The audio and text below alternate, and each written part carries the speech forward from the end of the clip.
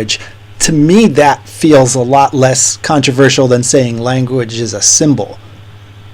Language is symbolic makes sense to me a lot. That seems like, because language is a symbol, but that's not everything language is.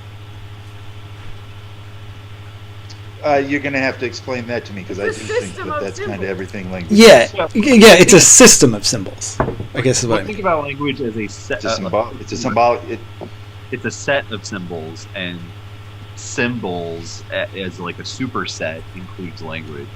It's also, language is also rules about the symbols. Sure.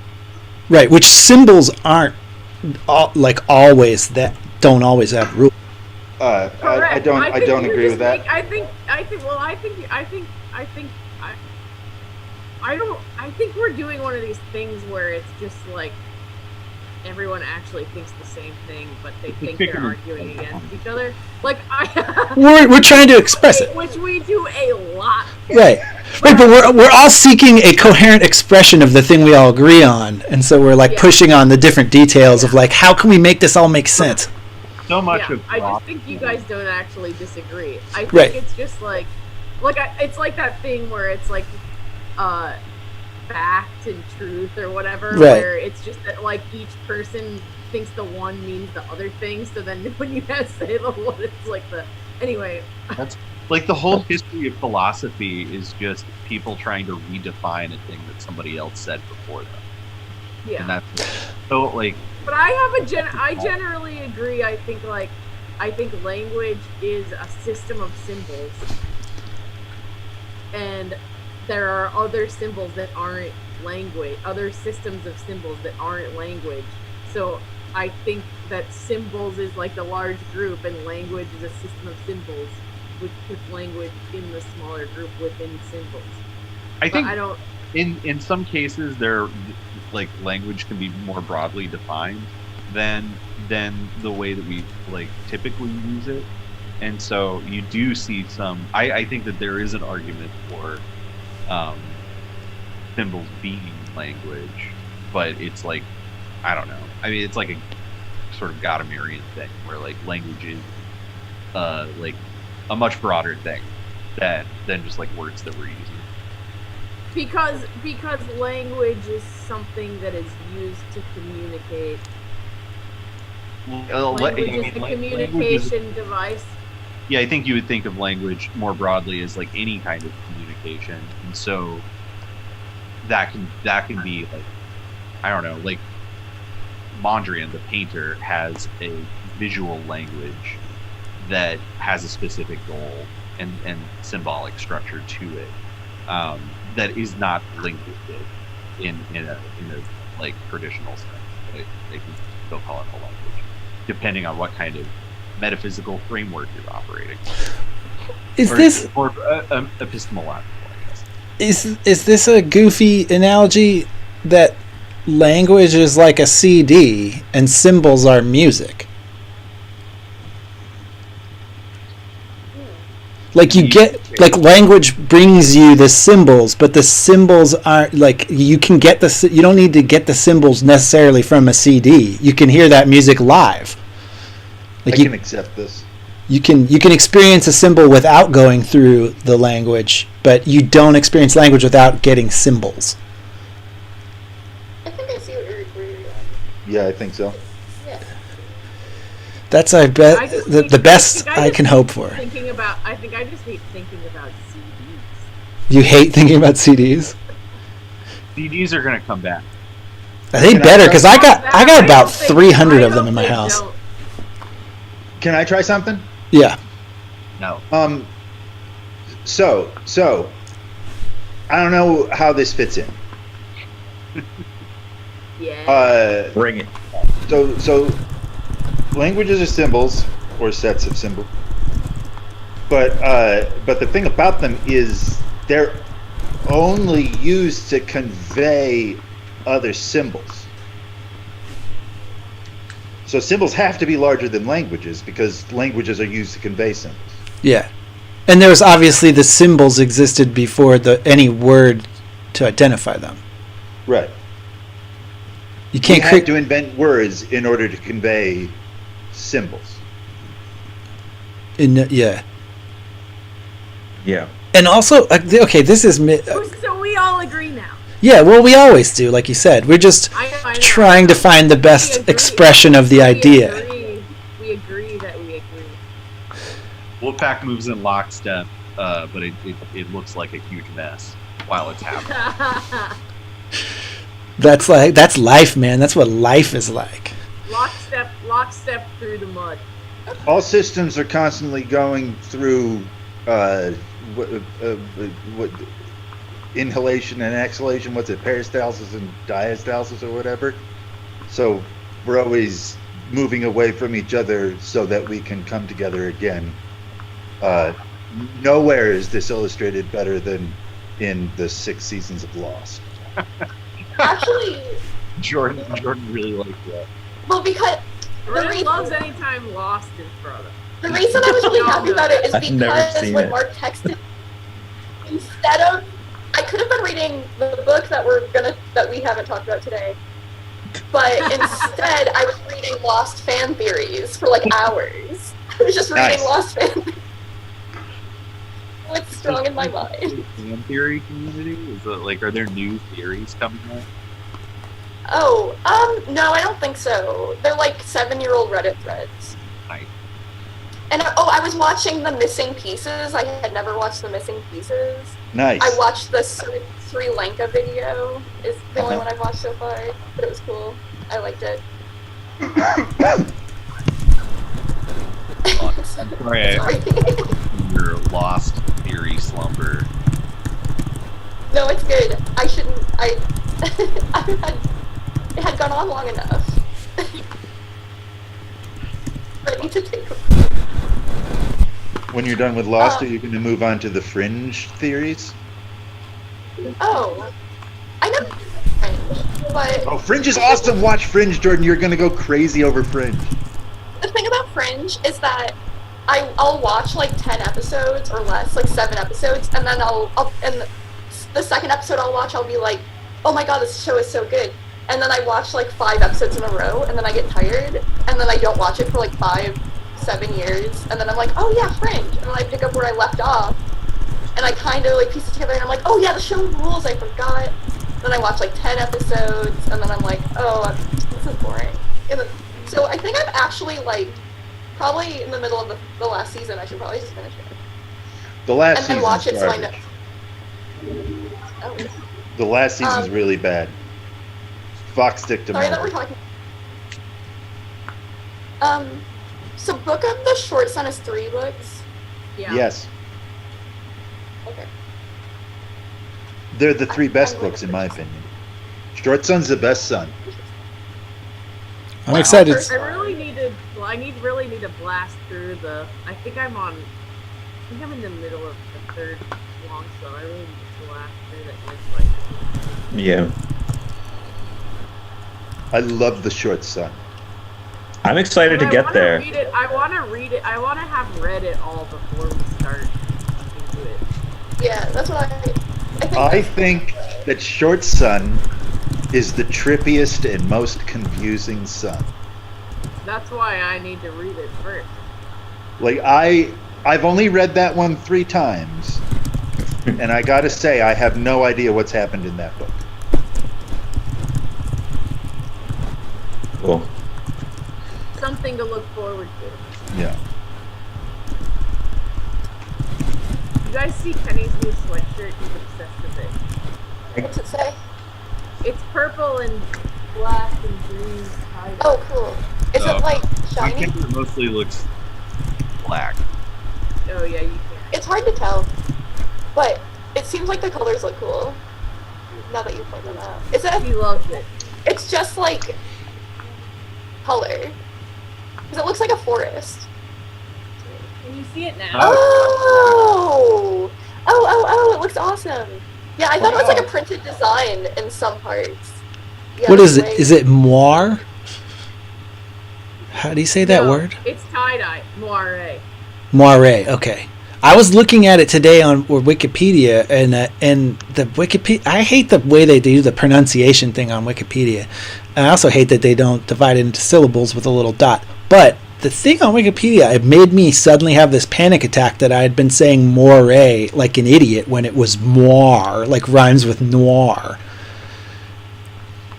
I always thought it. Doesn't Wikipedia have the thing where you can click on it and they say the word to you? I think what they have is that you click on it and it sends you to a page that lists all the pronunciation symbols. Pronunciation symbols, yeah. Well, let me tell you, I go to the Urban Dictionary, and anyone can just upload the pronunciation of any word on that. So I go and I'll just click on the word like 6-7 times and listen to all the people saying "booty." Oh yeah. So like it's so fun. It has an accent mark over the E at the end. Yeah, and that means A, yeah? Which makes me think that you pronounce it moire. Yeah, it made me think that for all my life, and then today Wikipedia was giving me some weird thing. Let's look up Connor on Urban Dictionary. Yeah, I'm trying to look up Connor on Urban Dictionary. My favorite thing about Urban Dictionary is like little kids that put their name in it, or their friend's name in it. Hey, I do have brown blonde hair. Look at how it spells out the pronunciation. Can you see that? Blurry. It says MWAR-AY. Connors are not afraid Bar- to be weird.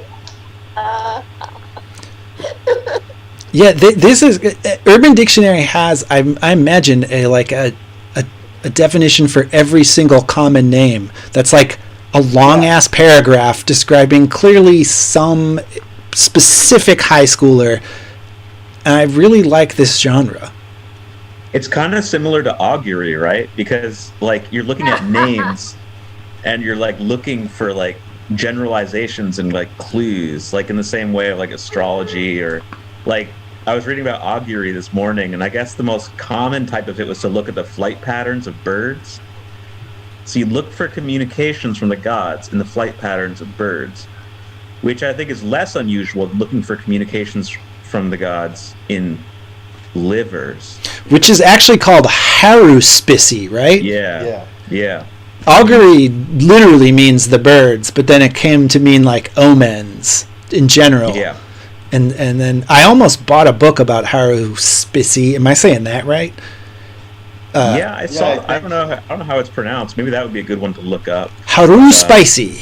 Up on Urban Back in the day, there were some texts, I think, about how to do it. New Slate Who Dis. What do you look for? Yeah, it's interesting. Bumps. It's reading the bumps. Phrenology. That's what that one, right? Is phrenology bumps of the head? Yeah, it is. Yeah. I feel like phrenology is one of the most popular pseudosciences to reference when you want to talk about pseudoscience.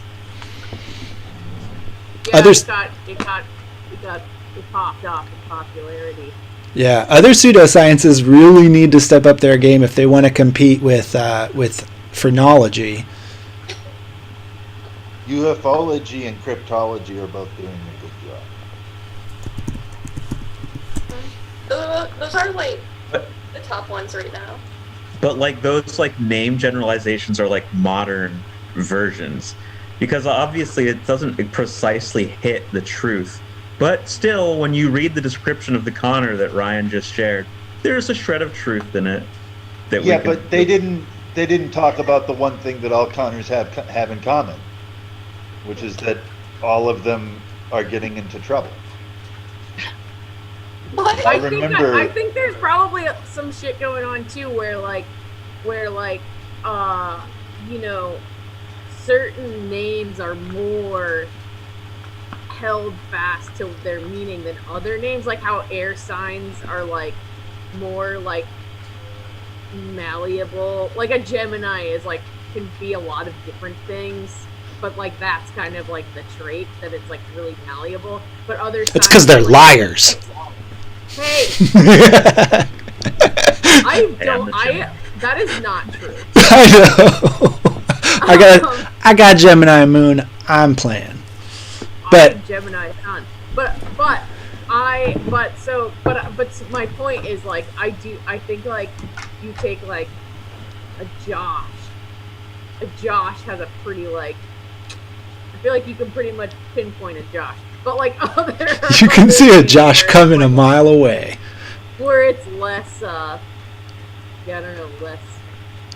Oh, Funny because one of the least predictable people some of us know is named Josh.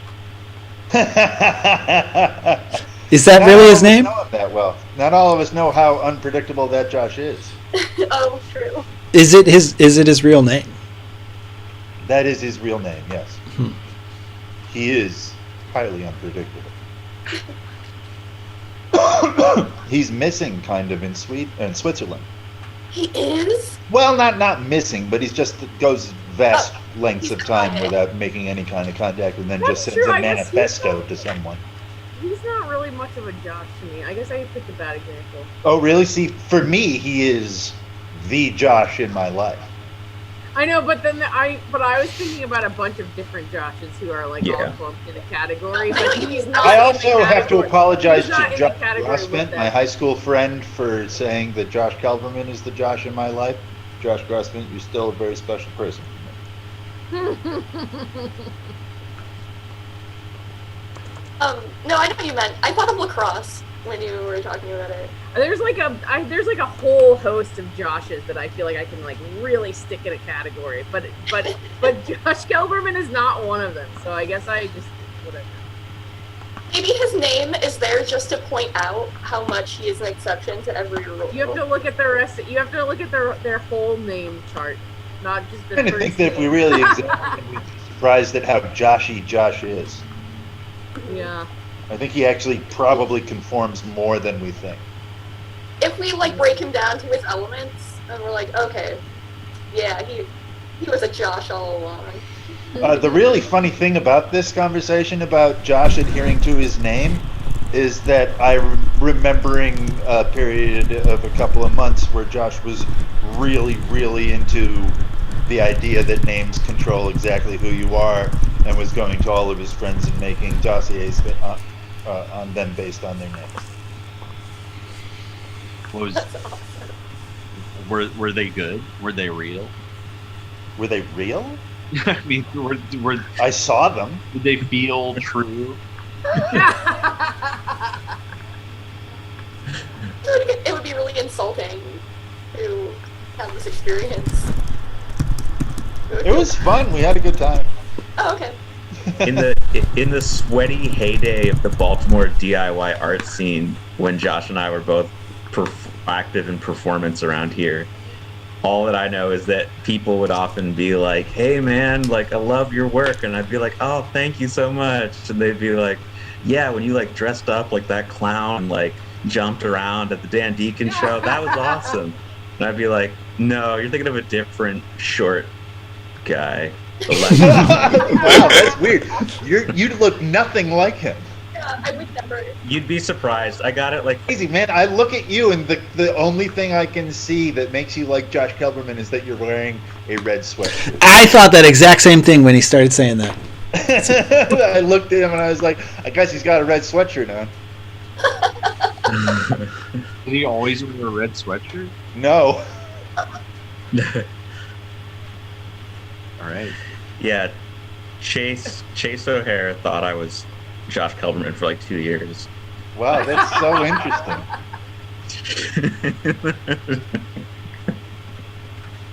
Well, I can vouch as living with Kenny, who works with Chase a lot, that if it makes you feel any better, Chase never knows where he is. Interesting. Right, he has no idea where we are. Like he does Really not know where exciting. he is in space. We were coming down 83 the other day, and he's like, is this the road that comes down, that goes from Pennsylvania? I was like, Yes. Yeah, it is. It happens But to then me he in said Druid that Hill Park. But then when you were on 95, he was like, "This is how you get to New York." no, is this the road that comes from? He said it about both roads. So 95 and 83. Does this come from Pennsylvania? Yeah. Well, they got signs on those roads that tell you where they're going too. I think he might have just seen a sign. He was just reading to you. Some people are just not aware of different things. I'm just saying it's not surprising to me that he thought you were a different person. You're probably not the only one. And we like knew each other and we're like hanging out and like talked and stuff. He just So he thought didn't I think that was- you were Josh Kelberman. He thought that Josh Kelberman was you. Right, yeah.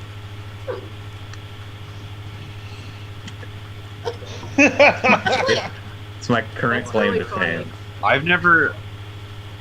I've definitely had relationships with people where it took me a really long time to figure out what their name actually was, because I've got to like, I have to hear somebody's name like 3 times before I get it. And before that, it's kind of like, I'll get introduced and then I'll be friendly with them, but I won't, it just has to happen.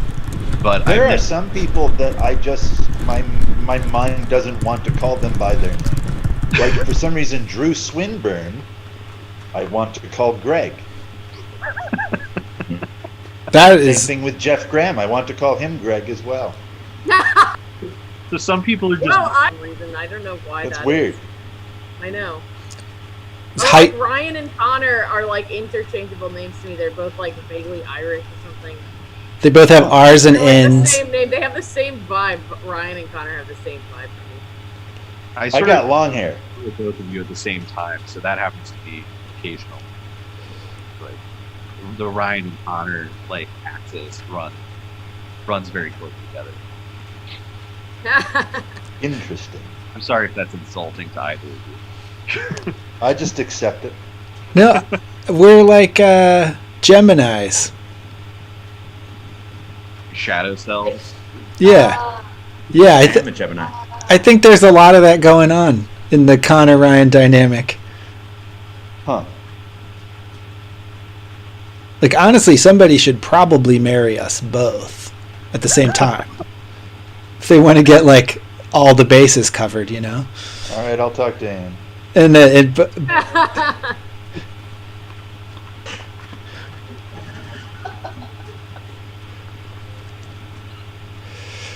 I don't think Because we're getting married. When? We didn't decide. Yeah. We're going to wait till Okay. after the pandemic. Yeah, take your time. Who's to say when you could? I mean, you could do something, but like, why rush it? yeah, who cares? Have a nice thing. If the pandemic goes on too long, we might just go ahead and do it. Ann wants to. you should have a super spreader wedding. You're the Think one. so? You should. Then you'll be like, you'll get free press. You know, it might even be in the history books. No. You should wait till the pandemic is over and then have a super spreader wedding, and it just involves a lot of like bagels and like cream cheese and butter, And strippers. peanut Super butter. spreader sounds kind of sexy. Yeah, strippers. Yeah. Have a very. I just think of cream. When I hear super spreader, I just think of cream cheese. I feel like proposing that I use my wedding to make a pun isn't going to go over well. You. You super spreader. I think you could. Wait, but what Yeah. if it was just? What if you just did that as like the like morning after like breakfast part of the wedding, and that was like the super spreader. brunch? I'll put it out and see if the cat laps it up. Don't really do it. I just super spreader. saw when you said super spreader, it made me think of cream cheese. I can't help it. I do like cream cheese. You would. You love anything cheese. Yeah, I like most dairy. See, We they. talked about this a lot on this show about how We can call it a podcast. Connor's whole It's a podcast. existence is made out of heavy cream. And there's one of the like Ryan Connor shadow situations. Oh yeah, Ryan's poisoned by dairy. Yeah, it's a bad smell. You know what we're like? We're like that movie Unbreakable by Yep. M. Night Shyamalan. Yep. Oh, We are. Something I like. I don't. It's cool because either way, it's good. You know, it's not like one of like you either get to be Samuel L. Jackson or Bruce Willis. There's no bad choice there. Yeah, they're both really cool people. Yeah. Did Willis recently get kicked out of a pharmacy for not wearing a mask? Because he's cool. Then he snuck back in through He the also air vents. wasn't wearing any shoes or socks, and his feet were covered in glass. Really? Yeah. Oh. Now that's cool. He just came out of the air vents, and they were like, You're not even. Put that gun No, away. you're still not. I hope everyone understands that I'm going to wear the mask no matter how the pandemic ends.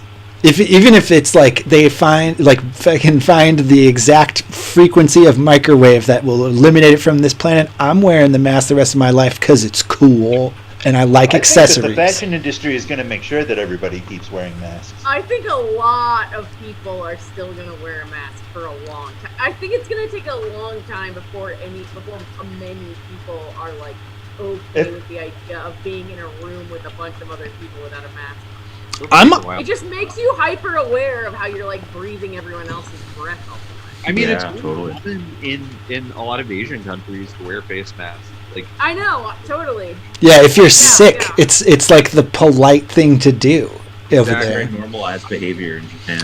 Well, or if you're think just it's a like, bad yeah, thing. if you're on like a really crowded subway or whatever, you're just like, I could get whatever the fuck anyone on the train has. Yeah. I would think I would be into, if we're going to live in like the shock and awe, like crisis to crisis scenario, we should get a new accessory every crisis. That will make it way easier. Definitely.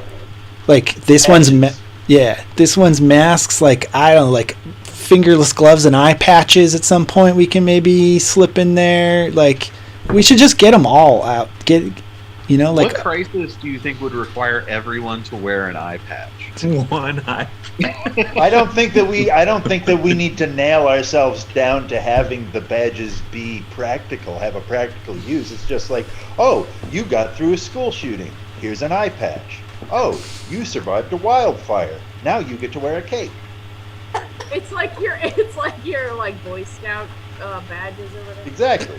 But It's a way sign. It's better a way. because it's not like you just put it on your Boy Scout sash when you're at Boy Scouts. This is a thing you can like wear to a date, or like, I mean, the mask you get to wear to work.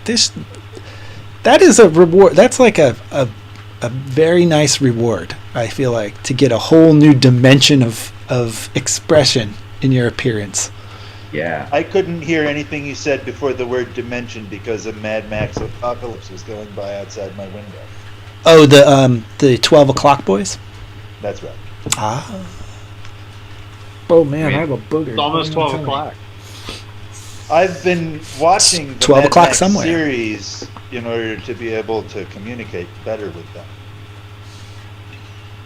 Are you gonna offer them gas for friendship? No. When they've occupied my corner and I have to go by to get to Anne's house, I walk through the knot of them saying, "I have no gasoline. I have no gasoline." And the dirt bikers like this? Well, they know that I don't have the fuel that they're looking for, and they want to cost me. Yeah, because they think you're an insane person. No, they've all I don't seen know, Mad by- Max by too. saying you They know have exactly gas- what I'm talking about. They all It love seems- Mad Max as much as I do. It seems more likely that you would have gasoline on you. You said that. Well, I'm Yeah. also carrying a bunch of Red meat. those tanks. Oh shit, that could be one of the crisis accessories. Could be a scent, or like Scent? like it could be scent based, like like those little Like now you get to smell like gas. yeah, for the crisis. There's like a horrible stench of death like reeking through the streets. So the only thing that can cover it up is a little bit of gasoline.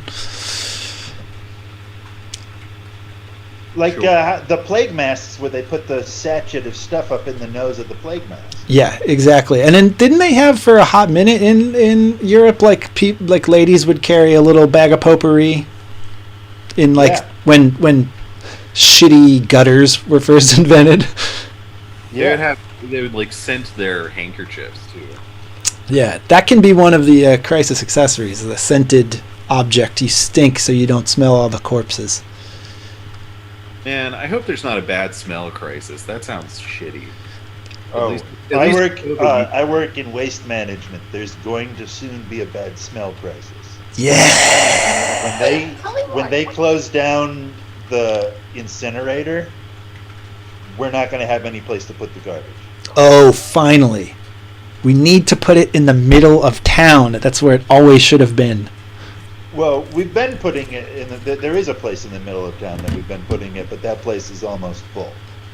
Where? But We're going to have to find a new place in the middle. Where is this secret place they've been hiding where there's so much garbage? Out near Curtis Bay.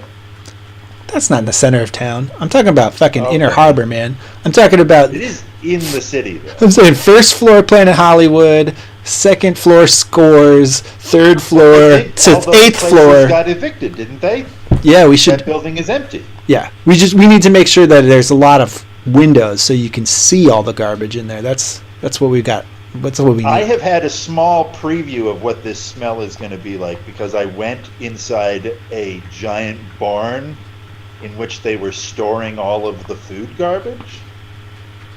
And the smell was a living thing. It was crazy.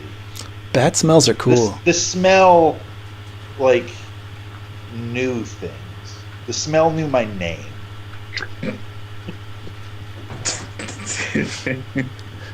I love it. And it said, "You've got the body, That's what I've got the brains." It's not going to be good. Oh, It stresses me out. It's a stressful topic of conversation. John, it started, says that he thinks surgeons still use peppermint oil in their masks when surgery stinks. Oh, interesting. Why not? Leeches and maggots are also becoming very popular. With medical professionals or with homebrew doctors? Medical professionals. Damn! Well, that means it's real. Yeah. Science is real, as many signs in my walk between work and here tell me. We've spoken many times, right, about that there's going to be a return to medieval thinking and values that we're already in the middle of.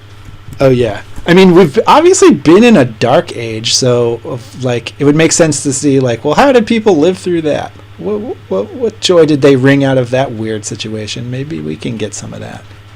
There is a guy that recently proposed an alternative to the Big Bang Theory.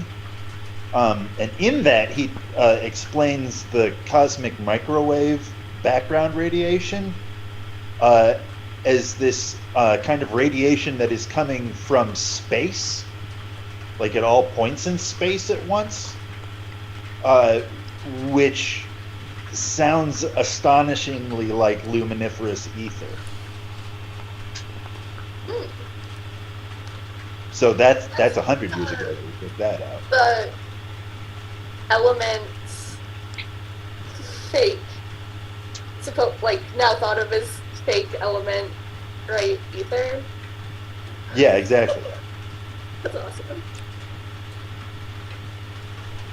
Well, this kind of goes back to symbols and language, and like all of science is like is attempt to tell a story about why or what is going on around us, and it would make total sense that you'd have a story that doesn't fit within our current paradigm and language of science, but that got it right on a more fundamental symbolic level.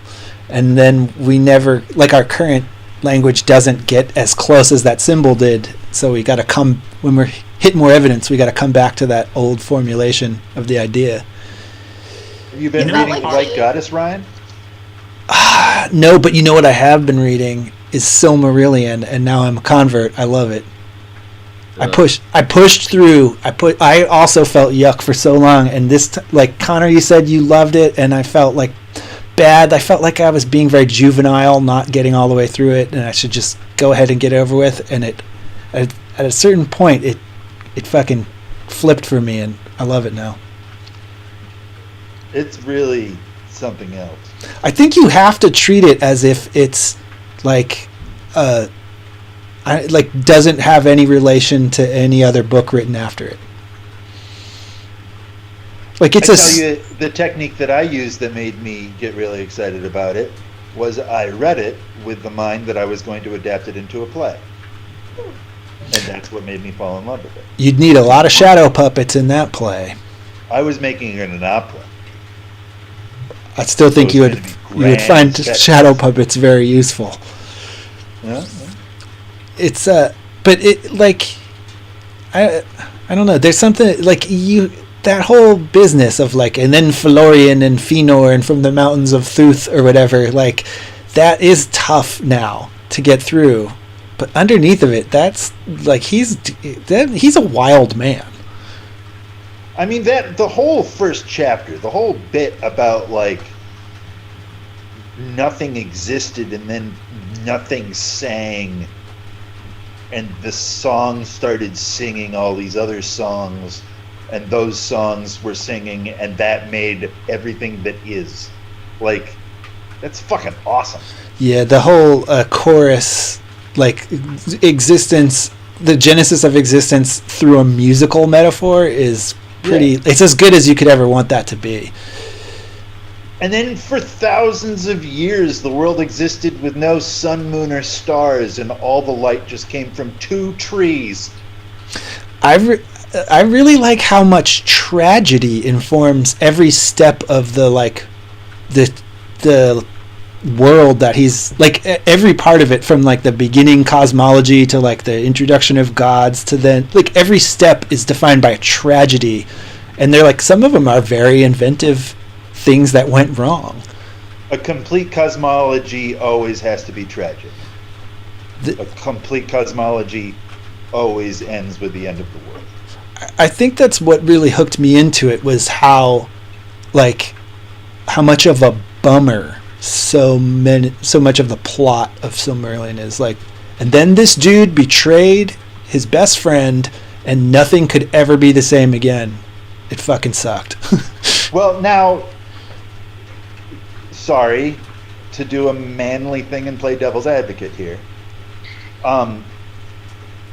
So I have an interpretation of original sin, that original sin is a part of the plan, that in order for God to exist, it had to shatter into 1,000 pieces, which is the original sin of each of those pieces thinking that it exists, in order for all those pieces to come back together and form God in the first place.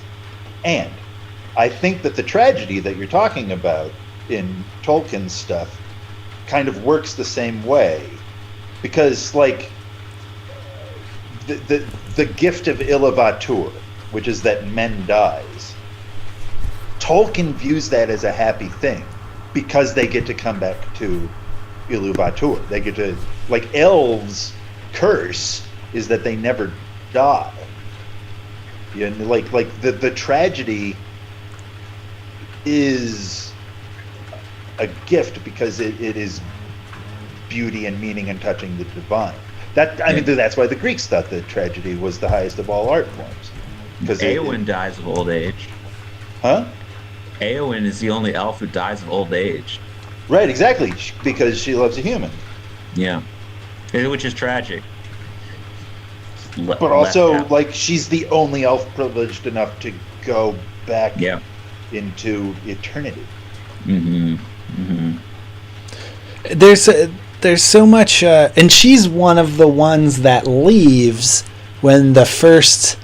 It's so weird. Like, there's so many different little steps, and each one has like a neatness. Like, I don't know. Like, there's a reason for it to be there. He gets to tell a different little story, and on all these movements. And so there's like the elves are like made, and then they're called back to the land where the demigods who made them are, and then when they, and then there's like this Melkor causing some crazy shit, and one elf is like, you know what, fuck the gods, let's go back where we were before, and we'll be our own fucking gods. And it's Galadriel is one of the ones who's like, yeah, all right, I'm out of here too, which it was cool to see. Like, it made that character a bazillion times more a thing to me, knowing that that was her first appearance in the Legendarium or whatever, is her being like very, I don't know, she's like the first, like, she's like the third rebel ever in the history in time, where it makes no sense to rebel at all. It's not even for the first guy, but especially not for her. She's just like, you know what, fuck it, I don't know what that's going to be like, I'll do it. And it's all brought to your internet browser by Amazon. You can see it on HBO Max too. Oh, is it going to be on HBO Max? What? There's a show of it? I have this book, which is the same copy I had when I was like in grade school, I guess. There's a little. Silmarillion is one of those books that I can't stop from falling apart. Silmarillion and the Illuminatus trilogy. I've owned like 5 copies of both of those books, and they keep being destroyed under mysterious circumstances. Well, I am definitely reading it 1,000% because of that Introduction to the Mountains essay that we read. That made me feel like I was kind of like I had poo-pooed Tolkien perhaps too trendily. Yeah, I think Tolkien's become kind of like a Disney ride, but I mean, if you consider like the original work, I think there's depth to it. It'll be really, really interesting when it gets rebooted as films, if there's any possibility of someone directing it who's like, well, let's not make it an action movie. What else could it be besides an action movie? Right. Yeah. That would be a documentary about language. I think your odds aren't high on that. Yeah. No, they're certainly not. It's good, but its effect on its genre is super obnoxious. I can get down with so little high fantasy, just because it's all exactly like Lord of the Rings. But that's not Lord of the Rings' fault, right? No, it isn't. That's my point. Is that like the legacy of Lord of the Rings is the legacy is obnoxious. Is obnoxious and overrated.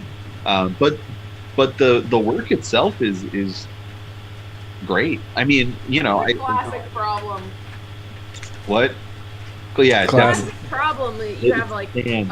a thing that's good, and then you have like the imitations or whatever, and then they just make they make you hate the original by association or whatever. And I feel like that's really what Moorcock is like in Moorcock's essay about Lord of the Rings. I mean, obviously, like 28 and just like pissed off at the legacy of high fantasy that was established by Tolkien, and that just was really rebelling against. It's just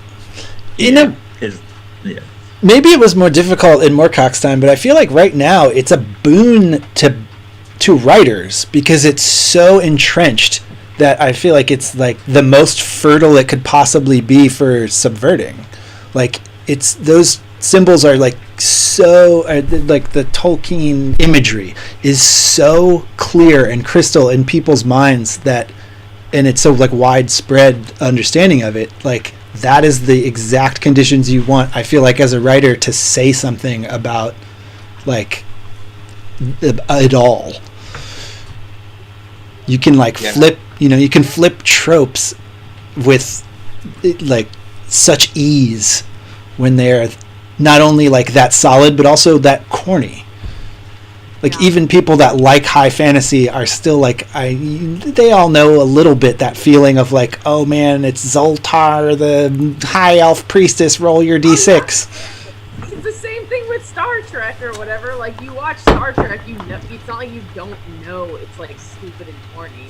But that's not like the reason.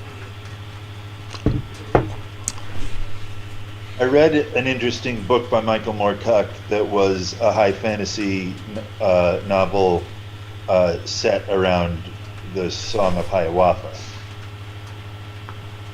Okay. It was interesting. That's funny because Hiawatha is in the Kalevala meter, and Kalevala is like a huge influence on Tolkien. Like perhaps his primary influence, I think some people think. And yeah, and Hiawatha was just like the kind of Tolkien and who wrote Hiawatha? James Fenimore Cooper. Who wrote that one? No, it was Oscar Wilde. Wadsworth, yeah. Longfellow. Henry Wadsworth. Yeah, but both of those people read the Kalevala and were like, "Holy shit!" That's funny because Michael Moorcock, I think, the whole point was to try to get away from a European thing.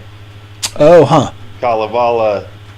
I mean, I guess it's oddly European, but it's still European. It's also written by a European guy. Like, what? You can't get away from the European thing if you're basing your whole deal on a poem by a European. Well, he was. When I say Song of Hiawatha, I just mean like using accurate Iroquois words. Like, he didn't use the word Iroquois. He used the actual word that they used, which I'm sorry, embarrassingly, I can't recall right now. He tried to take the Onondaga mythology and make it into a high fantasy based around that, rather than around Northern European stories. Mm-hmm. Did he make the main character the Eternal Champion? Yeah, there was a Norseman that came over and was the like, okay, audience, you can be this guy, kind of thing. I lost that book.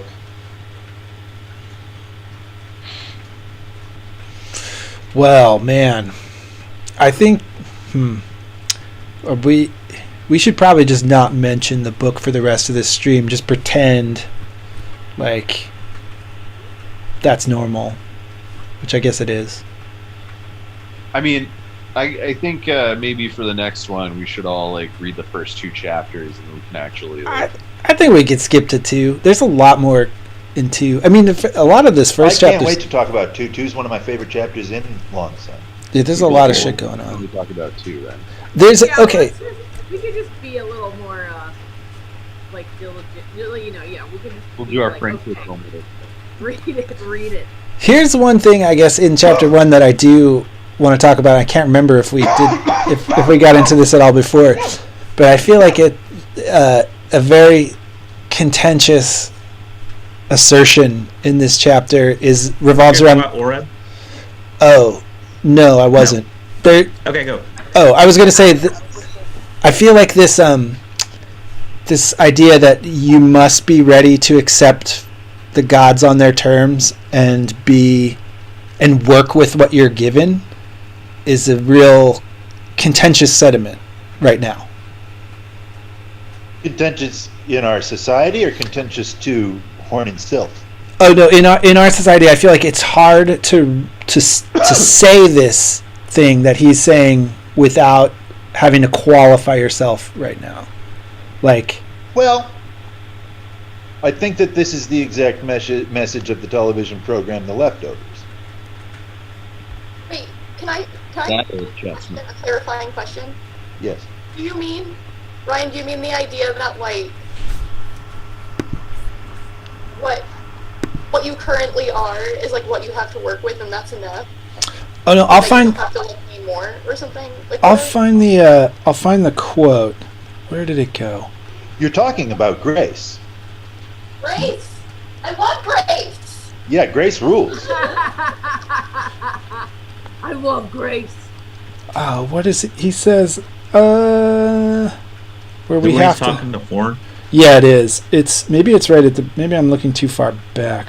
Also, who's the man with the blue? There's a lot of man in a blue coat thing that keeps recurring here too. But no. I think he's the soldier in a music box that Silk had as a child. Yeah, but then there's also a couple other people that have blue cloaks too. I think Pike maybe is one of them. Oh, he does live. I think that's often attached with a hallucination that Silk is having. Yeah. Okay, so the quote that I am looking for is, live with the gods. This is Horn imitating Silk. Live with the gods, and he does live with the gods who consistently shows them that his spirit is satisfied with what has been assigned to him, and that it obeys all that the gods will. The spirit that Pos has given every man as his guardian and guide, the best part of himself, his understanding and his reason.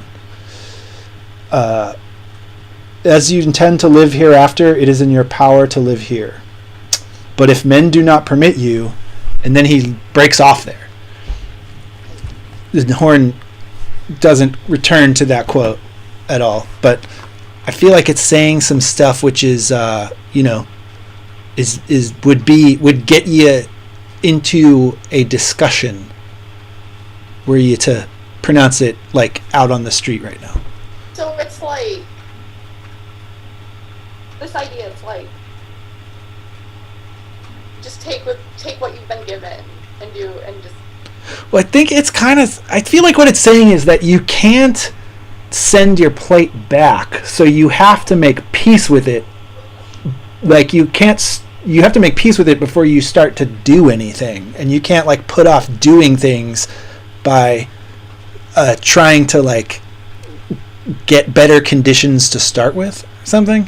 You know, does that make any sense? Well. So this is a radical interpretation of this concept, I feel, but I think that the point of grace is to acknowledge what happens.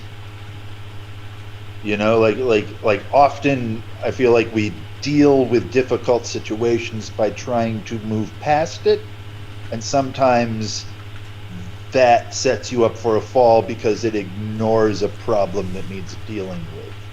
Whereas if you acknowledge, oh, a life-changing thing has happened to me, and allow that to have whatever weight it has to have, and allow it to change your life in the way that your life is being changed by it, rather than trying to go back to the new normal or something, that is that the acceptance they're talking about.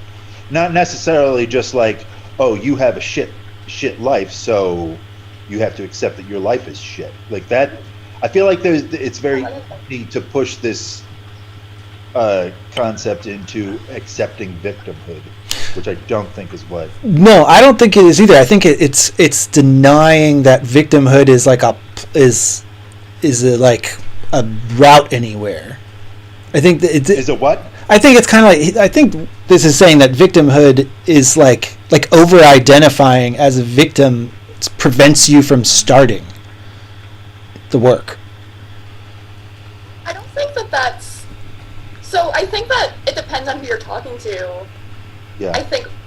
I'm sure that you've seen a lot of stuff that would totally reject that idea and be super offended by it. But I think in like more level-headed circles, that's like kind of accepted as just like ultimate truth. Like that's kind of something I talk to my therapist about a lot. It's something that I kind of feel like when you think about humans in groups, you have to necessarily come to the point of like, this situation is fucked up and it's not right for someone to start from this situation. But when you think about an individual person and you're trying to help one person, like that stuff is not helpful. What one person needs to do is, I feel like what is described in this passage, which is to say like, all right, this is the conditions in which we begin. And I have within me like the ability and the resources to react to what is here. And this is where my life happens, is in my reactions to this, not after this gets sorted out and then my life that I want can happen. Okay. Yeah. But it also could be used to interpret it just be saying like, if you are in a victimized state, own up to that. Don't try to just buck up and move past it. Admit you're in a victimized state and deal with that. Yeah. It's a tricky thing. Because sometimes it's true. Sometimes that happens. Sometimes you are a fucking victim, and like there's nothing you can do. Nothing you can do. Yeah, it's. Sometimes you're not. Yeah, I feel that there's a very strong instinct within us of our, like people of our culture right now to like reject the idea that you have to be okay with something you didn't control that affects you every day. Like any like, you know, and being okay is like a different thing for different people, but I feel like that, I don't know, it feels to me like there's an instinct to like rebel against this idea that something in the universe might not have fucked up, and like your suffering is not because something fucked up. There's other reasons. It's not a mistake that something isn't ideal. Yeah, but it's okay to talk it's okay to talk about how hard it is that things are fucked up. Right. Okay, yeah, I don't think. Yeah, see, and this is what I'm talking about. Like, this is why I think you would get in a discussion where you just say this, because I think it's really important right now to qualify this in order to not be apparently promoting the idea that someone who has it bad deserves it. But I don't think this is about deserving it at all. No, I think it's saying you're gonna have it bad. Yeah. You know? Yeah. And that, like, you have to own, or I guess that's not a buzzword any longer. Live in the bad that you're having and process that how you will.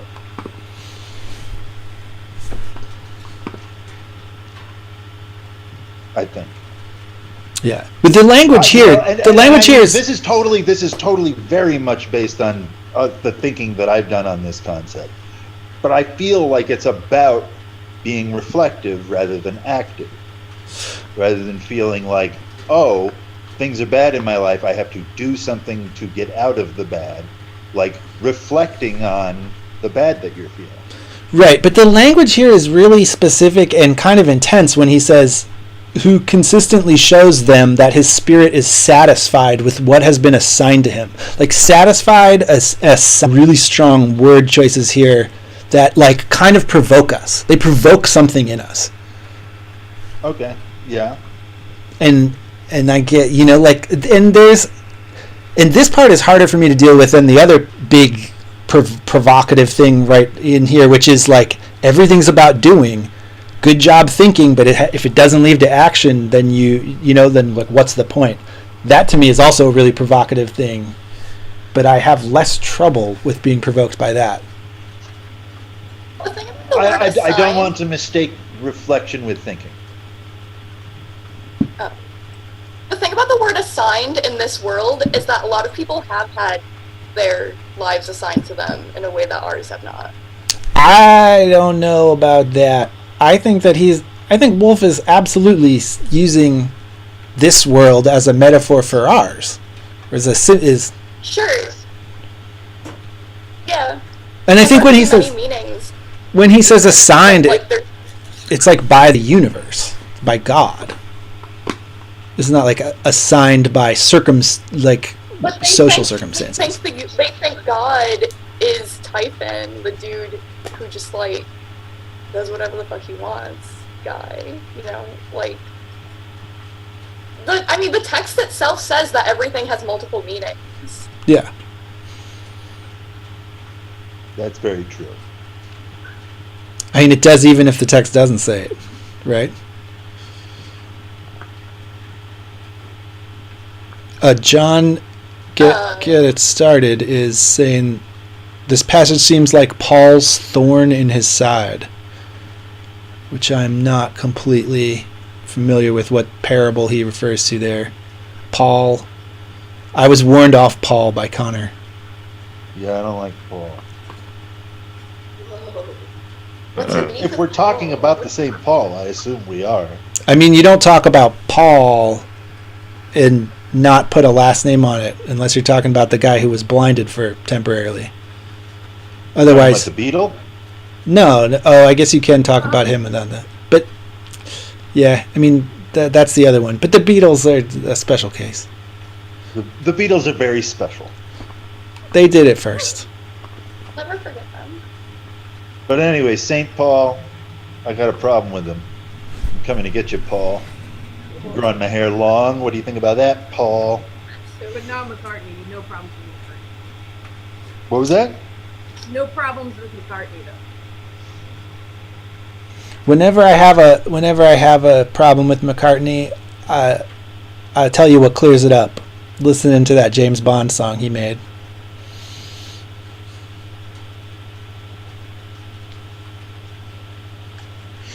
Everyone, we're all thinking of it in our heads now. I'm not. Do you know me? You know you did, you know you did, you know you did. Oh my god, Zoom just... Live and let live. Well, that's what you used to say. Now you say, I don't know. live and let die. That's like the twist, the big twist. Right. In James Bond.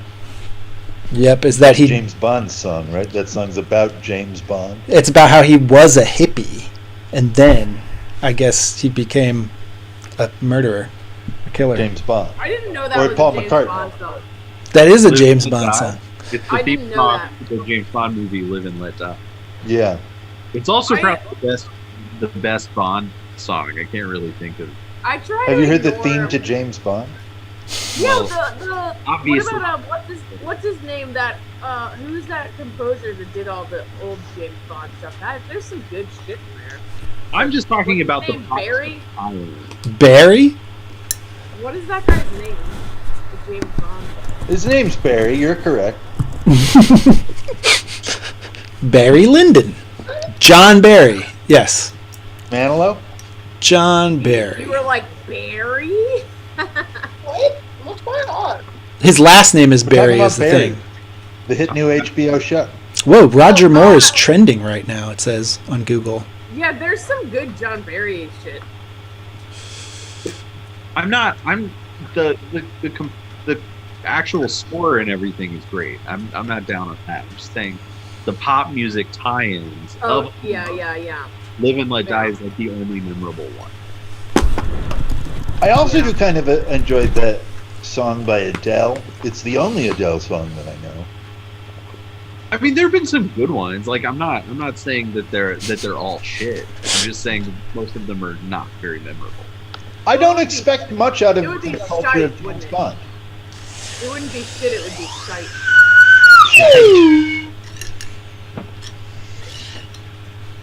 Technically, Which comes out of an arse.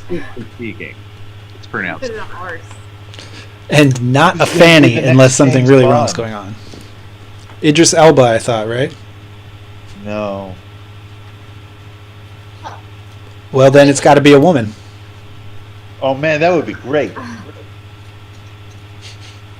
They should just make it the That's exact probably right. same woman that was Doctor Who and be like, The well, thing give... is, it would be great, but they would write a movie about a female James Bond, and they wouldn't just take a female, like, take a James Bond movie and be like, okay, now it's just played by a woman, which, like, no one wants to see, like, did anyone ever see Ocean's 8? Like, no, I don't fucking want to see that stupid movie. But I would want to see, like a regular movie. You know what I mean? Yeah. Like, write the freaking script without making the decision what gender James Bond is, and then later in that process is when you say, yeah, we're going to give this to fucking Dame Judi Dench. You know, like, she gets to be Bond this time. Or Maggie Smith or whoever the fuck, you know, like... But no, they're like, now You mean something James that Bond? happens to a woman happens to Yeah. James Bond. Yeah, I don't the even know what Dame I don't- Bond. Dame Bond. Jane Bond Bond. is pretty good. Jane Bond. And she's... Hashtag feminism for the win. Yeah.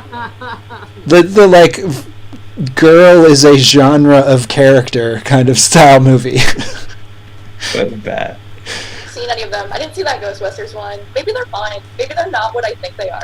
Wouldn't that? I saw the I saw that Ghostbusters. Ghostbusters movie, and I did not think it was Wasn't I saw that good? Ghostbusters movie, and the girliness of it was my favorite part of the movie. I didn't think that it was funny. I didn't think it was nerdy. I thought that it made me think interesting things about women, and that's it. Like they're not funny and not nerdy. No, I didn't even think it was. No, it just made me. No, it made me think about the gender gap. That's good. Yeah, but it didn't make me laugh really, and I didn't think that they had any actual nerdery in it at all. I didn't think that any of those people were nerds. I want to laugh. It could have been better. There's so many great people in it. I love Kate McKinnon. I like what's her name from much the everyone Gilmore else. Girls. Sean Spicer. Oh yeah. McCarthy. Yeah. Yeah, she's funny. But it just seemed like slapped together. I mean, it's like basically a Saturday Night Live movie, right? Yeah. Basically. That Yeah. that Well, Paul Rudd's gonna Are do we it. talking about the new Ghostbusters? yeah. I Yeah. don't, we've gone. Has This he is- seen Ghostbusters? Colin. We're not talking about the other one. Yeah, Dan Aykroyd's new Ghostbusters. Paul Rudd. Paul Rudd's doing a new one. Yeah, Paul You know Rudd's training baby Ghostbusters. You know what they need to do is Party Down, but without Adam Scott, with Paul Rudd doing that role.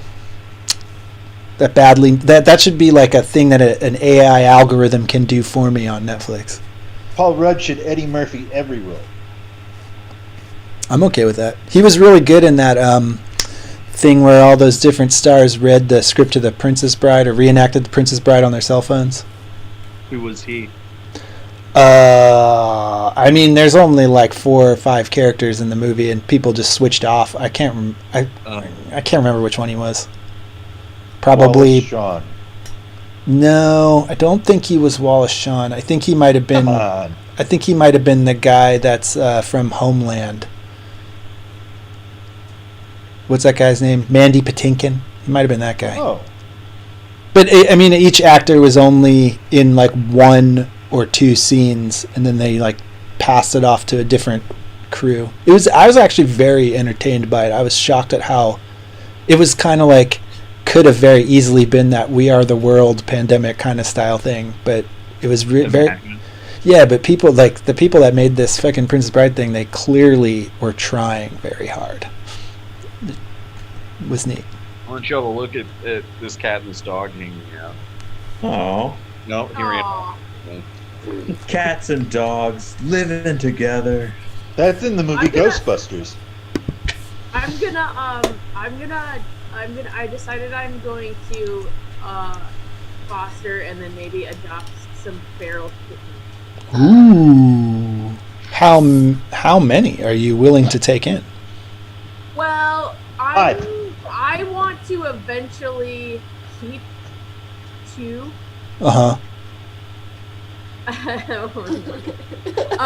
And you'll take But- any number before that at all. However many you can get your hands on, and then yeah. down to 2. I mean, I want eventually to have 2 siblings that I hope keep. But like if they found like a big patch of them somewhere or whatever, I would work with them because I basically I got connected to this lady who like rescues feral cats, and I told her I would foster some and help like socialize them or whatever. So if it's more than 2, then that's fine, but I'm not gonna keep more than 2. Baltimore street cats are the best ones there are. That'd be so fun. Well, we're going into kitten season right now, so there's about to be lots of kittens around that need to be. I want to get taken out.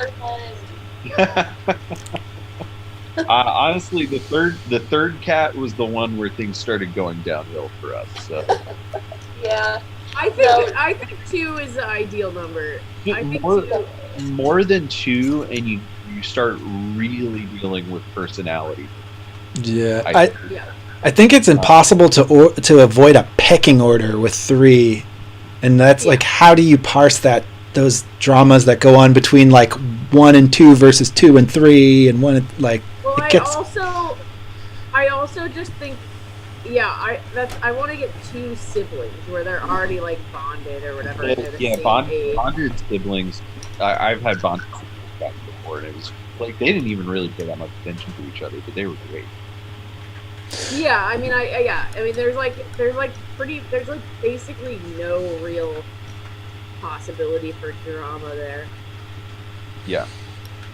From It's like, once in a what? while, they, have a lot of. But That and neutered male cats tend to be pretty chill together.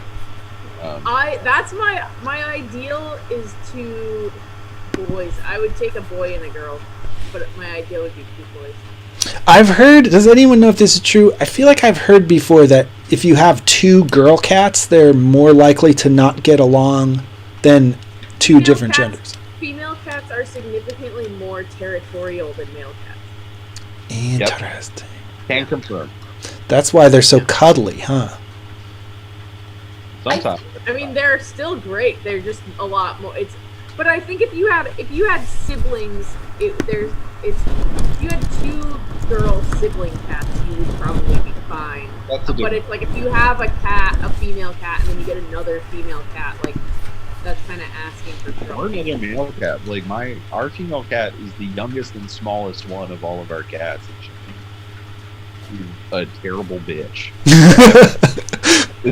That's like. It worked out really well at my house when I got a baby girl. Oh, well, when it was just like when she was the baby cat, and then it was Ronnie, who's an older man. Oh, because you have three. That was totally fine, but then we took Jack in. He's like 10 years old, and she just harasses him constantly, and not in a like I'm trying to play way. It's in a like I don't want you to get close to my food or water. Oh. Yeah. So. Oh wow, I got lucky then. But yeah, I guess three. Yeah, because we did live with three cats in the house before this one, and they definitely did have like a very fierce war going on, where like each of them controlled the floor. But they would all sit together and stuff, but like things would happen. You could tell stuff was going on. They're all fine, ultimately. Mostly, Jack is an old and like scared cat, so he's just kind of shell shocked from it. But they don't really beat each other up, unfortunately. Yeah, I think that's pretty much try not to fight for the most part, unless it really gets. But I want two cats that like lay in a pile together. Oh, yeah. That's great. Conrad never. Well, Conrad. He liked everybody. Conrad liked everybody. Conrad always wanted to hang out with like cats or dogs or whoever he lived with. He was like, yeah, let's hang out. Neutered male cats are just they're the true chillers. Yeah, exactly. Bible says that there are no cats in America. The Bible says. No, Fievel. Oh, Fievel. He went west once. Yeah, I'm not familiar with Five Goes No, West. but that's the joke, because it was like, America is like the land of plenty and the streets are paved with gold or whatever. Cheese. Well, cheese in Fievel's land, yeah. Fievel is so cute. He's got a little hat on. Look at that mouse with that tiny hat. Who sold that hat for that tiny mouse? In my cousins group, my grandma would get each of us a video, but it would be like, okay, one group would get Ninja Turtles the movie, and me and my brother got Turtles 2, Secret of the Ooze, and we got Fievel Goes West, and I think we got Problem Child 2. We got the second of every series. That's awesome. It always worked out for us. You trade with your cousin. That's why you like Gene Wolfe, because you're used to a story not making a whole lot of sense, and then you got to go back to before the beginning and read it. Exactly. I was raised for this. Speaking of Gene Wolfe, this is a tiny thing, and I just want to say it to basically brag about what a good reader I am. But so I guess Tim, you wanted to talk about OREB. There's a part of, and there's this part where Patera Silk is talking to Horn, and he says, "Would you believe me, Horn, if I told you that I myself received it being enlightenment?" So, and then Silk says that I received it only yesterday, and then it says Oreb whistled softly, and I feel like that is clearly Oreb saying that Silk's wrong, that he didn't just receive it yesterday, right? Oh, I don't know. I feel like when you whistle, like when you whistle softly to something somebody says, I don't know why, but in my head I hear it as being like a okay, buddy, like. See, I hear it in my head as being like a oh wow. Yeah, it could be either. Oh yeah, I guess because it was softly. Because I'm into this theory that Oreb is an avatar of the outsider. Yeah, which would still make sense, I feel like, if he's trying to correct him and be like, no, outsider's been talking to you for a while, Silk. Okay. I don't know why the softly. For some reason, I think it's the softly. But I could see how, like, if you're not involved in a conversation, you'd be like, shoo. But for some reason, when I read it, I thought it was like he was being polite by making it soft. He was contradicting Silk, but he didn't want to be rude about it. He is into Silk in this chat, right? This is where at some point he's like, good Silk, and like it ends with like he says man god at one point. Yeah, that's the part that I kind of wanted to talk about, was the man god my part. god, I think Man god my god. That kind of ties into our conversation about like pets too, and I remember I read a poem, like trying to understand angels and then looking to your dog and then being like, oh, that's what it's like. It's like the dog looks at me and me is looking towards God. And I just think that's kind of corny. Like, I don't think that's true. And I think that's like not how animals perceive human beings. And I don't think that relationship is like, is similar. I mean, clearly the cats know that they're in charge of us. They're people. Cats are people. Yeah, but they're like the top dog in a house with humans. Cats surely do not see us as being above them. They know that we serve them. Right. How I would like to say that this whole thing takes on an interesting tone, though, if Oreb is an avatar of the outsider. It takes on an interesting, particularly Christian tone. Of like Jesus washing people's feet, the Pope washing people's feet, that God is here to serve, blah blah blah blah blah. I feel like that's in there. I don't know. I just feel like there's like I see this recurring analogy, or maybe is of like, man is to God as the beast is to man, that perhaps Wolfe, I think, believes or is trying to communicate here through Oreb unironically, and I just personally don't think it holds up. Yeah, I'm sorry, I disagree with that. I think that Wolfe is reaching at something more subtle than that. Yeah, I don't think Oreb is a symbol for birds. Like I don't think that Oreb is a pet. I mean, Oreb can think and talk. I don't think that Oreb is a pet.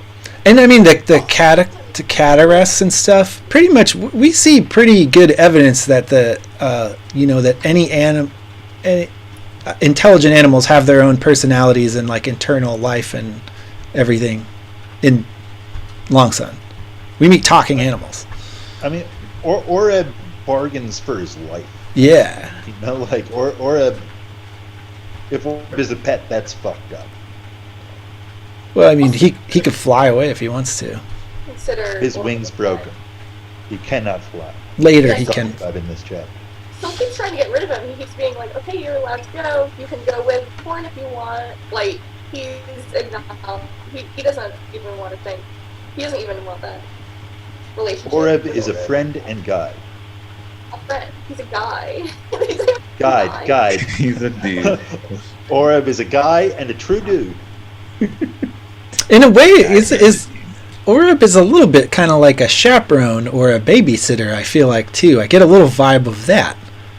Sure, yeah, totally, exactly.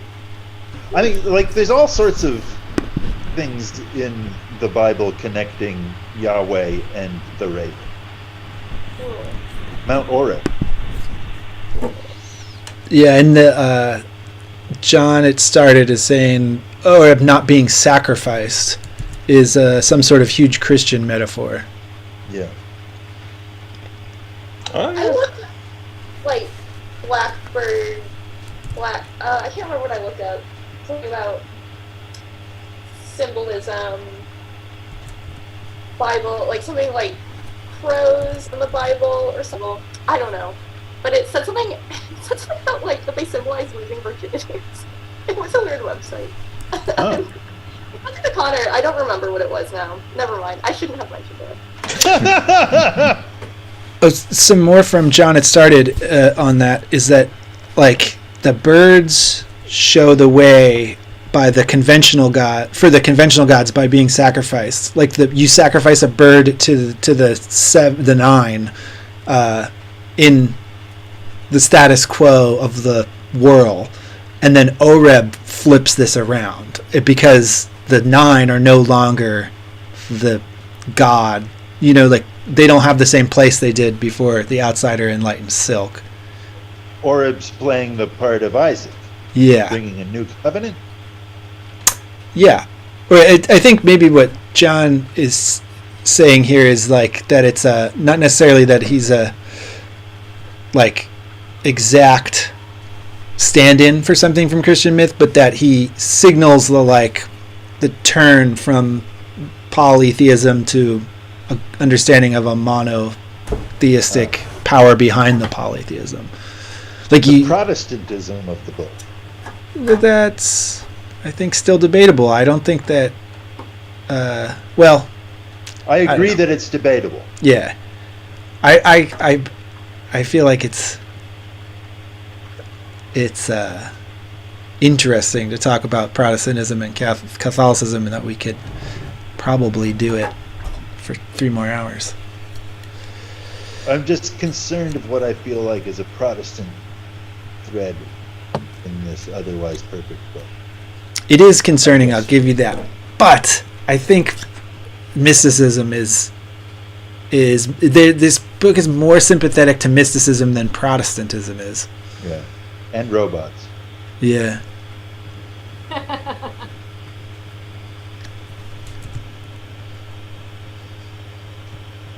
Well, I can't wait for this funeral. Which one? Chapter 2. Oh. For a second, I was trying to think of what famous funeral might be happening, and I couldn't come up with anybody. Nobody died. Who just died? Wait, no, somebody died. Who died? An Somebody actor. died. Larry King. Princess Diana. She did die. You're right. It is 1990. He died forever, dude. Oh, you know what? This does kind of link back into the very beginning when we were talking about work and about the. I had a thing on Twitter the other day where some fella that I know from way back tried to equate Catholicism, evangelical Christianity, Protestant work ethic. He was like listing all these things that religion did that were bad, and I was like, wait a second, all those are 3 different religions, and the things that are different in between them are actually super interesting and like philosophically huge, and it made me worried that like the idea that evangelicalism, Catholicism, and like the Protestant work ethic or Puritan strain are like they're basically indistinguishable. That worries me that would just come out of the mouth of a person that I talk to. Yeah, it's an I don't interesting know. time for religion. But there's like, Doesn't know the differences. Well, I think the thing that it points to more than anything else is that nobody knows fucking anything about anything, and everyone's just like saying shit that doesn't mean anything all the fucking. It doesn't have to be specifically with religion. Like, no one knows any of the history of like anything, even in the last like 10 years. Like, people don't even like remember. People like don't know like what happened since. People don't know what happened since like 2000. People don't know what the fuck Obama did. Like, people don't know like anything about anything. It's true. They And then don't. Yeah, I live everyone's with that just, a lot more. and then everyone's just like tweeting with authority. Yep. With authority. I mean, I just think it points to a much larger problem than people like not understanding comparative religion. It's like people don't understand fucking anything. Yeah, People I guess who know stuff don't know anything. I feel like in order for us to get like a real good effort on solving this problem of work, we gotta cut out the Protestant work ethic from all of this other stuff. Yeah, but the thing that's going to cut out the Protestant work ethic is the complete collapse of society as we fight each other for cans of corn. Yeah. Well, perhaps we will be in teams based on our We're relationship definitely to going to be on team. specific philosophical ideas. You're not Oh, getting to that. wit, I think that we should all learn how to use slings. I think slings are going to become the most important weapon. Yeah, I see where you're going. I'm not bad with a slingshot. But I'm talking about like the whirl Yeah. around, Yeah. kill people. Hard. Bullets with taunts written on them, slings. I watched a thing about how they were the most deadly. Where they kill the archers before the archers can get off their arrows. They're fast. Wait, so where? Oh man. But where they're could you amazing. go to practice such a thing without killing somebody? Was that Where could you practice this without killing someone? a range? Well, Shooting them. hardly anyone is outside right now. We could probably find a couple of places we could toss rocks at a brick wall. I've been thinking about doing it in the alley behind my house. Oh yeah. Slings are honestly like probably the best ammunition problem to have. That's the point. Exactly, Yeah. yeah. You don't want to be reaching for an arrow that's not there with your bow. Exactly. Or You worse really put yet, things in bullets. perspective for me today. Yes, Alright. slings. Slings. Like, Also, like the sling has got to be a more useful object to just have on your person. It's smaller, easier to take, and you could probably do other shit with it. You know, grab a branch or something. Exactly. The gotta way that say- the way that you carry around your sling is that it's a headband. I that's gotta awesome. say, Oh, I don't ranged really- combat in the city doesn't work. You don't want a sling. You want a knife. I gotta say, and this might be controversial, but I don't want to kill people. You what? Man. I don't want to kill people. Do you want to scare them away from your cache of I made a decision supplies? a while ago that if it's ever like the apocalypse and it's a situation where like you have to like Yeah. Become a squirrel. fight people off from your like food supply or whatever, I'd rather just be killed. Like I don't really want to like have to kill people to defend. Like I just would No. rather just die. Live like the rabbit. Shit, man. Burrow. I'm gonna hide, use my stealth. wits. I'm gonna use my wits, but part of that may be creating an illusion that I have force capabilities. You know. you wouldn't be in one street fight. Not even one. I really don't. I think like movies have really done weird things to our brains about that. Because like the number of like scenes you have seen in your life, of, like people getting killed, is like so psychotic actually, and I don't think it's actually really like a normal thing to do. Mm-mm. It's I agree been with that, Jen. And normalized. to It's be been honest, I normalized. think that when push comes to shove, I don't have any idea what I'm going to do. Yeah. At all. Just I'm you. trying to say that I do have an idea because I've decided that I'm not going. Here's the I'd thing. be interested to see what happens when the situation arises. The most likely event that would create that outcome where people are like fighting in the streets or something, in my opinion, is a nuclear attack, and you don't want to exist after that. Like, just Yeah. not at all. Like if I'm a we fan can't for this figure book, out a way, Tentacle for Leibowitz. if we can't figure out a way to like cooperate then I'm kind of just like not interested in it. Yeah. Oh. That's kind of what I'm trying to say. Like, I don't really get that, fuck it. I think that we'll also find a way to cooperate. In groups of 200. No more than 200.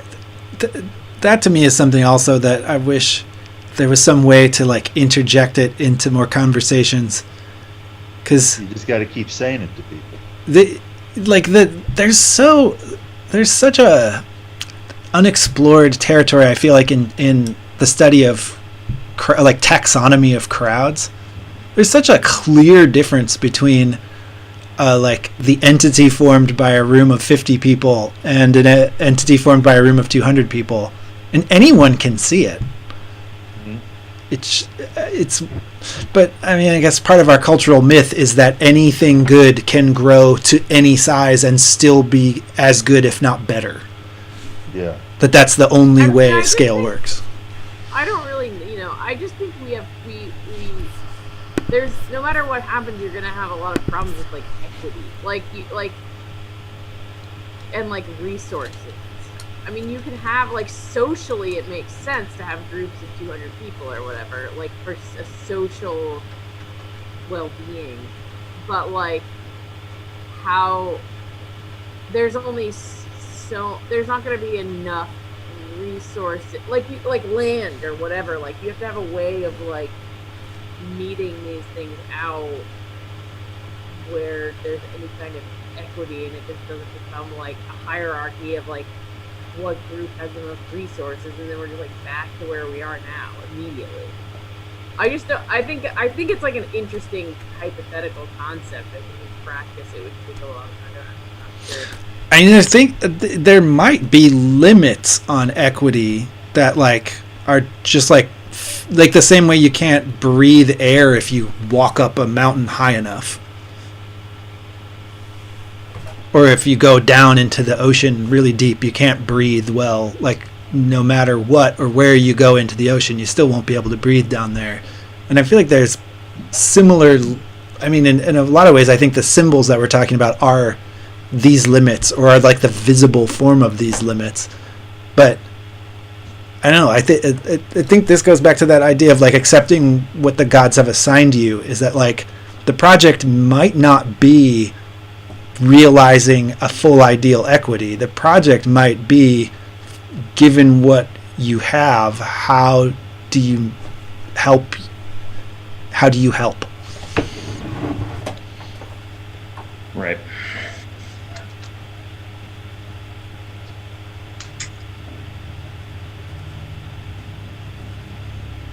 That's like the argument between like, are you an anarchist or are you a neoliberal? And it's like, well, if you're going to be an anarchist, that's cool. You're probably not going to help that many people. Maybe you will. But you... Probably not more than 200. I don't know. Like, it might be realistic to think you could help 200 people as an anarchist, but it's probably not realistic at all to think you could help much more than that. I would say that if you're an anarchist, you shouldn't help more than 200. You gotta keep your circle tight. The rule of 200. Yeah. The Kaiser's law. No, somebody else made that law. On anarchist social media, you have 200 followers tops. Yeah. That's right. I'm gonna paywall my Twitter in the next couple of weeks. In that everyone who already follows will be grandfathered in, but from like as soon as I finish this fucking dumb commercial I'm making, like from that point on, you have to pay a yearly fee to access my shit online. Cool. I'm human Spotify is my. Good enough for people to pay for it, Ryan. What? Your Twitter is not good enough for people to pay for it. I mean, people pay for all kinds of things that are Maybe worse than my Twitter. But and it's I feel like the point is that the reason why I want to do it is that there should be, like, we have to have Somebody has to. Somebody has to like Yeah. to like pull their, like pull the scheme in a dumb way in a place it's not supposed to be pulled. Twitter's product. Or just like, how funny would it be if for the rest of this whole year people do follower requests and I ignore them? Has anyone ever done that? Has anyone ever spent a whole year not allowing people to follow them on social media? Like, that seems like it would be really funny. Totally. Do it. It needs to happen. That's a good idea. I'm into Like, it. There's this really weird, I feel like, thing that's included in social media. Like, you can't turn it. It's like you can't turn it upside down. Like people treat it like it's a glass of water, but it's not. You can turn it upside down, and it's why wouldn't you turn it up? Let's see what's on the bottom. There's no risk in turning it upside down, but we'll get to see a thing we didn't get to see before.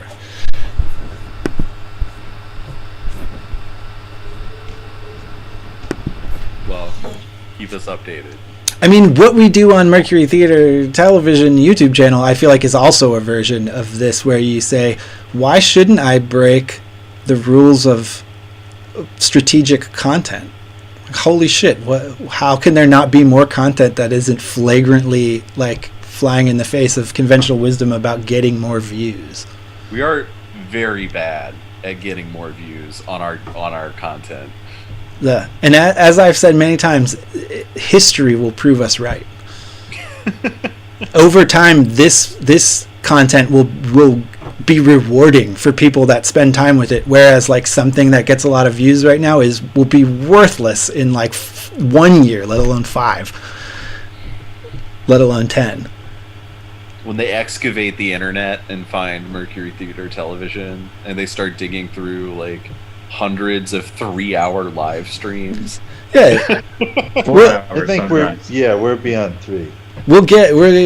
We'll have like the ability, or whoever comes, whether it's probably those CGI things from the end of AI starring the teddy bear and the little boy, with Jude Law as the sex robot, those guys at the end of that movie. If it's them, or if it's just like Zoomers on steroids, like down the line, people are going to be able to digest more than we can digest now. And I think there'll also be a corresponding, obviously it won't be everybody, but I feel like some people will have the capacity to sit through, like, shit, remember that thing, did anyone else know about this TikTok challenge that happened this year where kids were like daring each other to listen to the entirety of the Caretaker album that is like 8 hours long of music that kind of sounds like it's like the music from The Shining, basically, like old-timey 1920s ballroom music that's been like really super slowed down and had like all the vocals cut out of it and stuff. This dude Leyland Kirby, James Kirby's his real name, he's like a real insane, used to be really he's like an electronic musician from back in the late 90s, and he used to be like really confrontational and make like weird ass noise collages, and then in the last decade or two he's mellowed into this dude that makes really sad kind of ambient music. And there's no reason why TikTok should have decided that his 8-hour opus, which is like the musical sound of Alzheimer's, should become a thing that teenagers were interested in. And like, why would teenagers want to spend 8 hours listening to this weird music that's not popular? But somehow it fucking happened. That possibility it was a challenge, right? Yeah. It was like, and they were like, don't do the challenge if you're not ready to lose your fucking mind. Yeah. I would totally. Yeah. Oh, I'm sorry, did I jump ahead?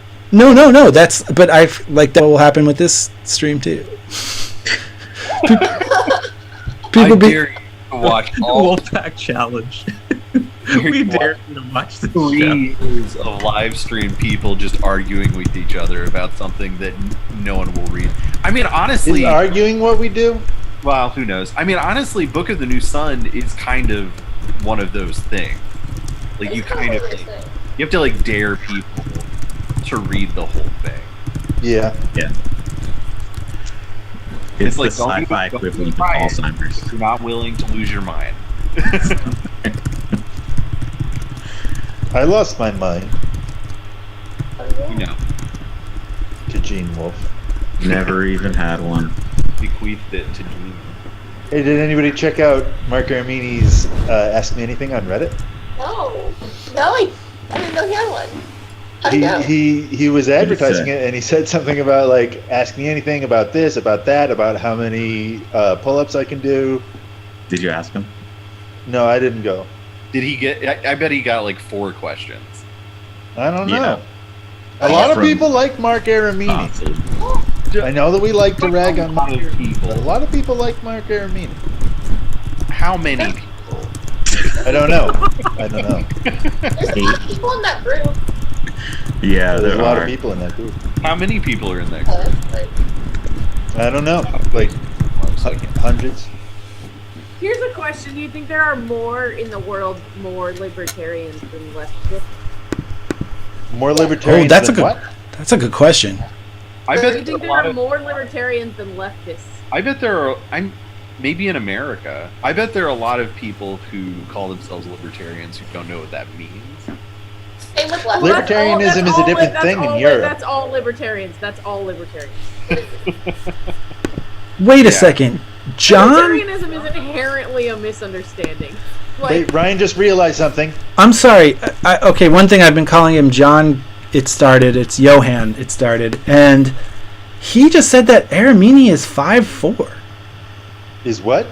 5'4". That's probably why you can do so many pull-ups. That would You know, factor that in. is a thing that stands in the way of me doing a pull-up. It's hard. It's harder to do pull-ups when you're a big. Yeah, because when it's true. All children can do them because they don't weigh anything. Yeah. I used to, like a couple years ago when I was training to do pull-ups, I did so many pull-ups. But if I were bigger, I think I would have had a much harder time because I was just like, and then in, like the next week I was like doing 3. You know, I was. Yeah, do a pull-up. I have a hard time doing pull-ups because I am wearing these really heavy boots, and I refuse to take them off because my feet smell.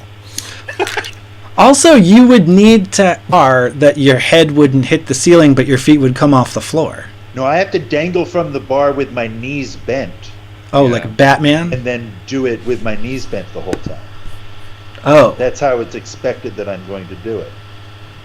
Which, I mean, realistically, you should expect that I'm not going to do it. Because you're not. Because I don't need to pull up, I'm already up. Word.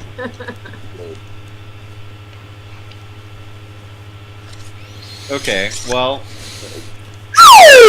Book this week. We did a little Yeah, bit. we got some book talk in A there. little bit. We'll talk. A little bit So book. Maybe- next week we're all gonna read chapter 2. We're all gonna read this, chapter this, 2. this chapter's great. It is- Chapter it is- 2 is really good. We'll come prepared. For once. Good Sorry to Johan. I really, really, really enjoyed the pacing of chapter 2. This whole where he kills the thing and like, are you gonna talk to us? I guess not. Let's get in another one and we kill it. And you're gonna talk to us? No. Like, I just love the pacing of this. That's a very like Creepers vibe. What you were just doing. Like. Oh yeah, I think that the pacing of this chapter has influenced a lot of my, it has poked into a lot of my art. Nice. Cool. Well, Next time on Wolfpack. next time on Wolf. Is that next week or 2 weeks from now? 2 weeks. 2 weeks. 2 weeks. That would be. You know what that means? That means Wolfpack after next. I will not have my job. Nice. very Two nice. 2-week sections and then I'm out. So we Wolfpack all night long. Ooh. No, I still go to bed early. Like a marathon 12-hour wolf pack. One day it will happen. Wolfpack. Do that for charity or something. You feel? Charity wolf pack, yes. Wolfathon. We We should raise money to exhume Gene Wolfe. God, why would you say that? Because then we can have him. No. Oh yeah, we'll eat his brain like Alzebo's. Exactly, exactly. Come on, Gene wants us to. It's a fundraiser for us too. If we Although if we ate Gene like the Alze boat, then trying to figure out the books would not really be the same thing. Well, we'll get to read them all over again from the beginning, going, oh. I remember. Oh. It's so obvious. It would be a completely unique way of reading the book. Having No, remembered. then then we would have to all write another one. I mean, we might have to do that anyway once we finish Short Sun. Oh, Ryan's giving out the assignments. Oh, that'd be so cool. We should totally write fanfic set in the universe of this Sun Cycle. I We will have only to. do that if it's written as a group. Is it what? If it is written as a group. We could do it. okay. We could do Yeah. a Wolf fan. We should create one pseudonym, and it can be any or all of us at any time. Nobody knows. Yeah, Yeah, that's a good idea. called Bean Wolf. The pseudonym, because we all agree that we don't know who it is, could just be any one of our names. It could be Squirmin' Wormin. Yeah, but what if? Squirmin'. Squirmin' Worm. That's what I call Kenny, because he moves around when he sleeps a lot, and that's because that's Conrad and Kenny never could like sleep in the bed together, because Kenny is a squirmin' wormin, and he would wake up Conrad, and then Conrad would wake up and meow and wake up Kenny. My cat doesn't like the squirming, but instead of meowing, he just like runs away and looking very annoyed. Like he'll leave the whole room if you're in a bed with him and you move your legs. He's just like, "Fuck you! What are you doing? Come on! I thought we were going to sleep." Never cared when I would squirm or if I moved around, but Kenny just like moves around too much. Anne says that what I've been doing is saying good night, and as soon as my head hits the pillow, I'm immediately dead asleep and thrashing as hard as I can. Well, like a little flounder on the pavement, like That's head, right. I'm just like head and bye-bye. feet. Whoa. Oh man, Johan. I think I'm dealing with something. Johan had a sick burn here. You said you need to eat Aramini's brain to really understand what you learn from eating Wolf's brain.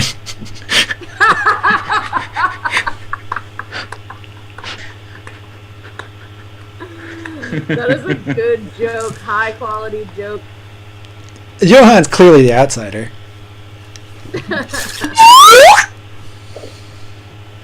Cool slide whistle. Now we're like the Howard Stern show. Oh, they have that on Howard Stern? I don't know. I think they have an air horn or something. I don't know. We got slide whistles. We don't gotta have what Howard Stern has.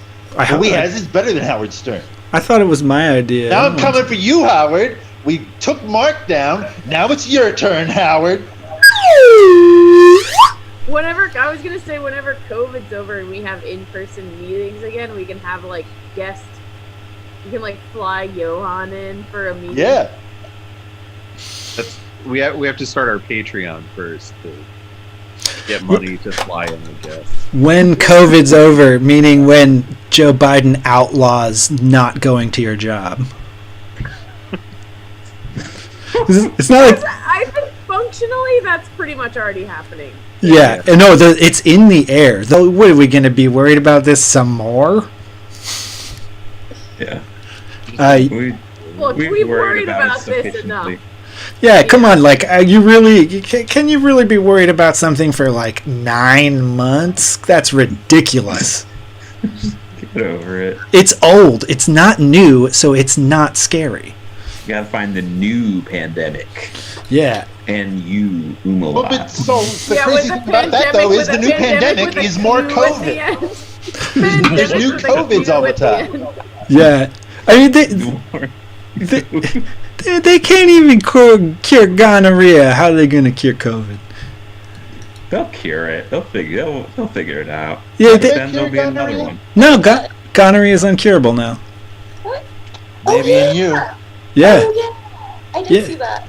No, it did, like, because it's been, the antibiotics have made it strong and mutated, and so now gonorrhea is like almost completely incurable. Whatever gonorrhea and I have an understanding. I mean, that's see that. Turn my gonorrhea into burps.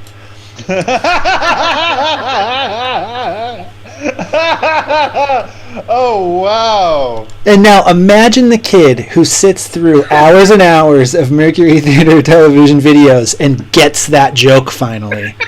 That kid is going to feel like they unearthed a diamond from their own toilet.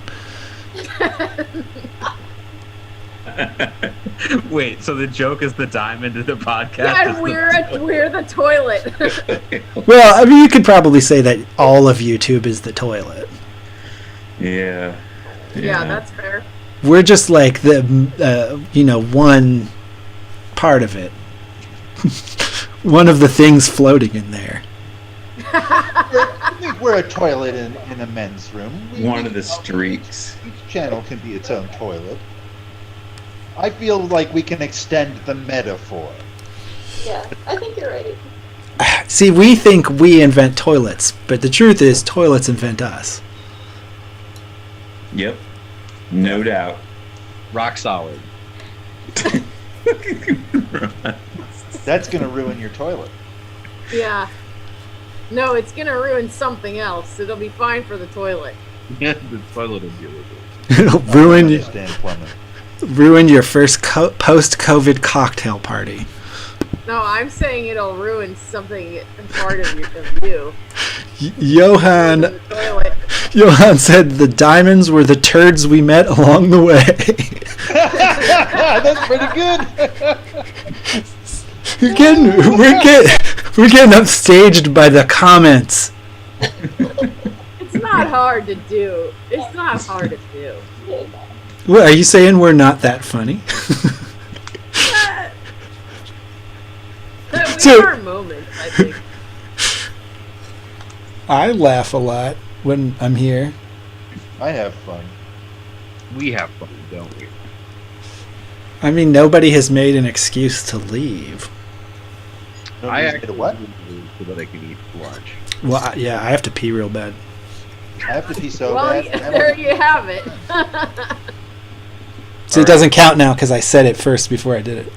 Right, pack it. I have to read my wine book. Gotta make wine. We gotta eat. I got 5 gallons of cider going right now. Apple cider. Ooh. I got about 5 gallons of cider in my bladder right now. And by cider, I don't mean that I drank cider. I just mean that there's similarly colored liquid, I assume. Stick a cork in it. Can't you turn it into spit? That would be a whole new level. I wouldn't have to, get out of a chair ever. I mean, technically, you probably don't have to. Yeah, just let it go. You just need a little jar or whatever. I mean, it's very much helpful to get gravity's assistance in pulling all that stuff out, in my opinion. I'm about to start elevating my shit-taking ceremony to pissing as well, where I take a full shower after I go. I got the time. Might as well. It's a good time to do it. It would up my shower taking Wait, you're a wiper, right? A front wiper? when I shit. No, when you You're a pee. wiper. Of course you're a Oh back yeah, I wiper. wipe my nose. Yeah. No, not your nose. It's a metaphor for wiping the tip of your dick after you piss. Oh, it is. I made it up, to be fair. That's fine. It works for me. I mean, when I do it, I think about wiping my nose as if my nose was long. And your Oh, I nostrils didn't were think tiny. That sounded. Keep talking, Connor.